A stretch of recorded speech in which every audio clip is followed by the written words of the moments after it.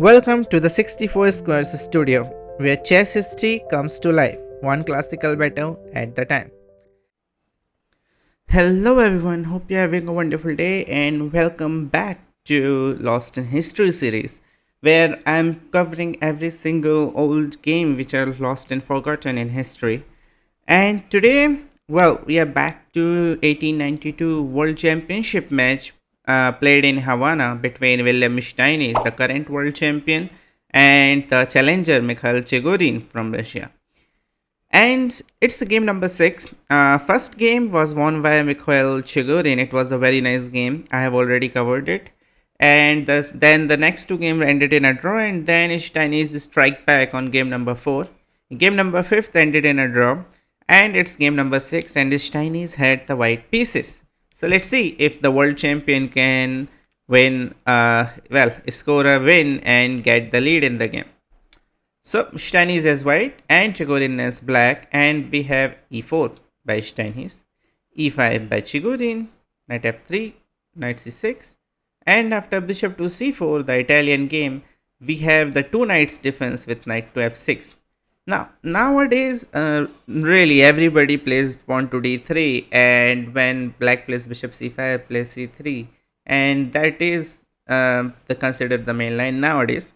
But back in days, Steinitz had this particular idea on this knight g5 line, where black has to sacrifice the pawn with d5. Of course, it's the best move. He takes d5 and knight to a5. There are many ways to continue here. I mean, there is b5, which is my personal favorite. It's a very tricky line. This knight d4 also. You just don't want to play knight takes d5 because knight takes d5 allows this knight into f7 idea. It's called the fried liver attack. Anyways, so knight to a5 being the main line. Now bishop to b5 check. c6 attacks the bishop. Pawn takes, and bishop is under attack. And nowadays, bishop to d3 has been consolidated as a main line, and it gives white a certain advantage. It's a very small one. Black has a full compensation for the pawn, but white has a few things. First of all, this e4 square for the knight, and secondly, you can always develop this bishop on the b2 square. So this bishop is not hindering the development yet. And well, the theory continues for 10 more moves, but bishop to d3 nowadays considered the main line. But back in days, actually, Steinitz had came up with this line of bishop to e2. Idea being after h6, you will play knight to h3, not knight to f3, because knight to f3 allows pawn to e4, and you cannot really go to d4, right? So after h6, knight to h3 is a novelty. It was played by Steinitz couple of games ago, but that's the only game in this particular line. And well, Steinitz actually have founded this knight h3 by his own, and he has published some articles on his defense of knight to h3. Nowadays, it is considered curious line, but not the best. And also Fischer later on would adopt this knight h3 idea because he was inspired by Wilhelm Steinitz's ideas a lot. Well, bishop to c5, the main line. You could play bishop h3, and after gs3, bishop c5, sorry about that, d3 and castles. It's a transposition. So bishop to c5 first. This knight is not going anywhere. Castle by white and castle by black. So just normal development. Pawn to d3, so you have the open bishop now. And okay, for those of you who play as black side of two knights, here you have to play knight to b7. That's the only move which will give you some counterplay. Idea being, if white plays, let's say, knight c3, now you take bishop s3, gh3 and play knight to d6, and this is the knight you want. This is where you want this knight to be able to play e4. And also there are some ideas of knight f5 to d4, and there is also some ideas of knight f5 to h4. And well, the king side is weakened for white, and this knight is the crucial attacker in black's idea. So that is what you have to understand when you play this particular line. If you don't play knight b7, you don't have any counterplay. So after d3, Chigorin didn't play knight to b7. I mean, it is fairly new line for that time. So knight to d5 played by Chigorin. It's actually the second most popular move in the position, but it just gives away well entire thing because now uh, c4 comes with an attack of the knight. You cannot really go to f4 because, well, sorry about the weird arrow here, it just be taken. And okay, knight to e7. I mean, what else? You don't really want to go back to f6, right? And you can definitely just continue development with either a3, knight c3, or even bishop to e3. All of them are fine moves, but king h1 is a very prophylaxis move. You know that bishop into h3 is coming anyways, so after g takes, you don't really want the king on the g file, which on the open file, right? And also, one of the ideas of the Chinese is whenever black takes on h3, you get the semi-open g file. So after king h1, you play rook g1 and you have the attack on your own. So bishop takes h3 was played, g takes h3, and knight to f5 by Chigorin. Makes sense. You want to go to d4, that's a weakened square. But one thing you have to notice is this knight is being stranded outside. You rather would have played knight b7 to d6, not too late, and it will hold. But f5 allows, well, pawn to f4 by Stein is a very good move, opening up the position for the bishop pair. After e takes f4, bishop takes f4. Well, Steinitz is already better because this extra pawn in the center, right? If it is start moving, it is just end for black. Knight to e3 by Chigorin. So claiming the bishop back. So bishop takes e3, bishop takes e3, and knight to c3. Just developing the knight. Also, these light squares are quite weakened once the bishop lands on this particular diagonal. So yeah, I mean, this knight again is a problem. Knight to b7 or c5, knight to c6 has to be considered. But again, Chigorin played rook to b8. Attacking the b pawn, it's easily defended by rook to b1, queen to d7. Again, not paying attention to this knight being out of play. Still, knight to b7 has to be played. But anyways, pawn to b4. Now Chinese attack is started. Knight to b7. And well, if you look carefully, the pawn on h3 is hanging, and you could play h4, but Steinitz played a very nice move, b5. And in the game, knight to d8 was played. But the beautiful part of the calculation is if you take on b5. I mean, if I recapture, then you just capture on h3, right? Well, the idea is knight to d5. And suddenly your bishop is under attack. Right now you cannot take because rook f3 would attack the bishop and the queen. So, sorry about that arrow. So you cannot really take that. So you play bishop to d4, let's say. Capturing the pawn on b5. Steinitz would throw a very nice intermezzo with bishop to g4, attacking the queen. And once the queen moves, now only rook takes b5. And this is how you gain the pawn back. And now all white pieces are mobilized and white is just completely winning. So beautiful idea, this b5 by Steinitz. And Chigorin played knight to d8, just defending the pawn. Okay, bishop to g4, attacking the queen. Queen to d4, attacking the knight. And rook to b3, defending the knight. Now, I mean, you can, whenever you take, I take back with the knight. C takes b5 was played, knight takes b5. As I said, queen to c5. And I mean, right now, black's only hope is to keep this pawn where they are. So, like, get the blockade with dark bishop. But rook to f5, just break through from the blockade now. Idea is, after, well, queen to e7 was played in the game. Now you already have the d4 because this is hanging after rook to e5. Let's say you play this. And if you play s6, there is rook e5. Attacking this, sorry, this queen. And well, white is winning, as I mean, white is just up pawn, right? But Steinitz missed it. I mean, it is move number 25 and they have played a very complicated game so far. Probably some time trouble. Knight to c3 played by Steinitz. Looks very good. Knight is heading to d5. And rook takes b3. A takes b3. and bishop to d4. So the knight on d5 does not come with an attack of the queen, but knight to d5 anyways. Queen to d6.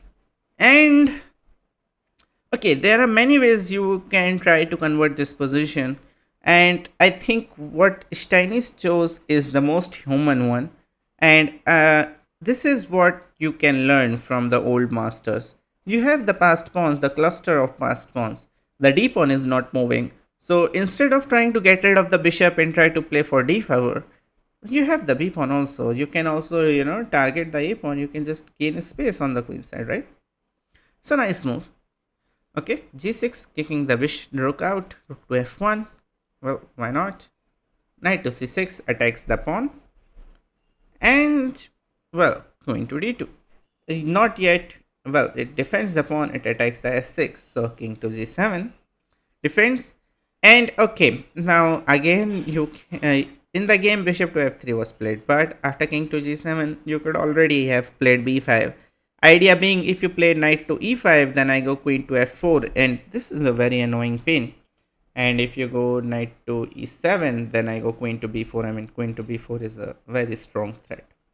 Once the queen are off the board, the white pawns are just queening, and as long as black has queens, black has some counterplay against white king. So that's the idea. But bishop to f3 is a nice consolidating move. Okay, and rook to d8 by Chigorin. I mean, what else? Chigorin has to wait and just see what will happen. And bishop to g2, just, well, waiting and seeing what will Chigorin play. Also, another idea to convert this position is h4, because your h1s are not doing much, right? Your king has the protection of h2, so you can just go h5 and try to weaken the black king. I mean, that's a way to continue. But okay, rook d8, bishop g2, nothing wrong with it. White is just waiting. White's advantage will never go away unless white blunders. Bishop to e5. Okay, directly attacking the pawn on h2. And this is what I found really fascinating. The next few moves, Steinitz would play such a nice chess. He would keep the pawn on h2 and will never defend it, but you can never capture it either. Because now Steinitz just played queen to e3, showing that you cannot capture the pawn on h2. And, well, Chigorin understand and play rook to d7. But if you take on h2, there is a winning move. Can you find it? While I give you a couple of seconds. Okay, the move is actually rook to f6. And, well, you cannot defend everything with the queen, and queen is overloaded. And you can't even really protect the knight. And if you go queen d7, I just take the bishop. You go queen c7, I just take your queen with the knight. So there is no way you can play this position. So that's just resigns. So that's the first tactics to defend the pawn on h2. Rook to d7, well, waiting. Rook to e1. And now if you think about it, there is no rook f6, right? Because rook is on the even square. So why I cannot take the pawn on h2 now? Well, if you take the pawn on h2, it's very interesting, because now white will play pawn to e5. Now you cannot really go to e5, because, I mean, you can, but your bishop is trapped here. So knight to d8, and there goes queen d4 check. And this, you see this, why this rook is on e file, because it stops bishop to e5. And once you go back, let's say if you go here, then knight f6 check just wins. So you have to play f6, and now comes c5. And if you have to defend the bishop, you have to play queen to b8, and then after queen f6, it's just total catastrophe. It's just mate in few moves. So again, bishop to h2 does not work. So Chigorin played pawn to f6. I mean, just getting rid of this queen d4 ideas. So now definitely the h2 pawn is hanging, right? Well, first b5 attacks the knight, so you cannot play bishop h2 again. Knight to d4, and as soon as knight hits the d4 square, simple queen f2. Idea is now you can never play bishop h2 as long as the knight hangs. So again, somehow Steinitz was able to defend that pawn on h2. Okay, queen to b8. Just wait and see policy by Chigorin. Bishop to e4. Just wait and see, as they say. And I mean, you would love to provoke f5 to weaken some squares on the king's side, and knight to e6, and this is a mistake. I mean, it's a small mistake, it's inhuman mistake. uh, you should have waited with queen d6, and in this position the best way to continue for white is again h4 h5 and weaken the light squares. Anyways, so you should have wait in this position as black, but after bishop to e4, knight to e6 was played, and now again it's move number 38 and it's 39th for white now. I mean, I doubt anyone had any time left on the clock, and Steinitz played a very straightforward rook to f1. And the idea is maybe I am threatening this pawn now, right? And that's why it provoked Chigorin to blunder on the spot. A better move objectively would have been rook to g1, and if you play g5, then I have queen f5, which just wins on the spot. So rook to f1 anyways. And now, as I said, the f pawn is under attack, but it's not quite yet attacked. So you could have played something else, but Chigorin decided to defend the pawn before it becomes too tactical. And rook to f7, a blunder was played. So again, pause the video, try to find the tactical shot which Chigorin missed in this position while I give you a couple of seconds.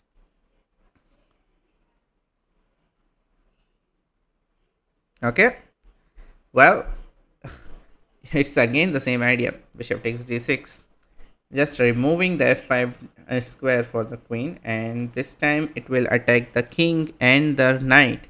So king takes g6, what else? Queen f5 check, and queen takes on e6. And now the problem is it's not just a pawn, it is also the open g file, and that's gonna cost you a lot.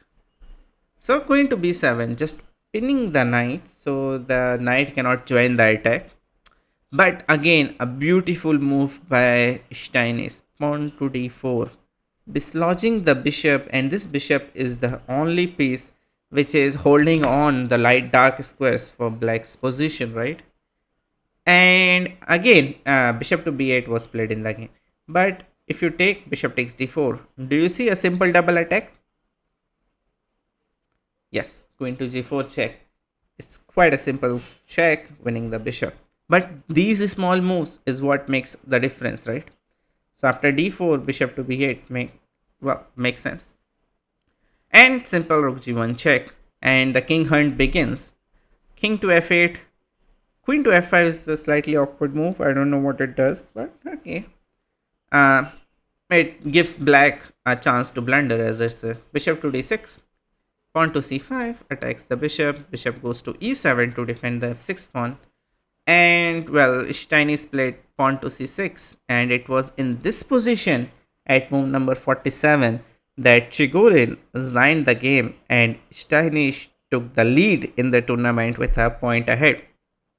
And what a game! Now the problem is, if you take the b5 pawn, I mean, yes, you can play knight e7 and your pawn up, but queen c8 just ends the game on the spot. And that's about it. I mean, you cannot really defend the queen c8. If you go queen b8, I can just keep marching forward with c7. I can also take knight e7. That's just it. So yeah, that's the game. That's a beautiful game by Steinitz, showing his novelty in the position, that knight h3 idea. And later on, because of this particular game, this knight h3 became a trending line in 1900s, and later on some good players start finding the knight b7 maneuver from black side, so it went out of fashion. But even today, this line has been repeated by a few grandmasters. So yeah, well, that's the game. Let's see how this championship turns out, if Chigorin can level the score. And well, yeah, I will see you on the next video. Till then, bye.